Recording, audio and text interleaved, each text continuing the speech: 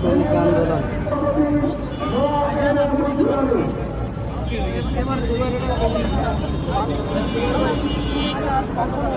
শোষিত হবে না, শ্রমিকরা কখনো নির্যাতিত হবে না। আমাদেরকে এই শ্রমিক দিবস থেকে শিক্ষা অর্জন করে আর যেন শ্রমিকেরা রাস্তায় নেমে র্যালি, স্লোগান, সেমিনার, সিম্পোজিয়ামের মধ্য দিয়ে শুধু তাদের দাবির কথা বলবে না, এখন থেকে তারা তাদের দাবি আদায়ের বলিষ্ঠ কণ্ঠ হয়ে এবং সরকারের মাধ্যমে শ্রম আইন বাস্তবায়নের যে নীতিগুলো রয়েছে, শ্রম আইনে যে অধিকার রয়েছে, সেই অধিকারগুলো শ্রমিক যেন 100% পায়, এটা আমরা দাবি করি।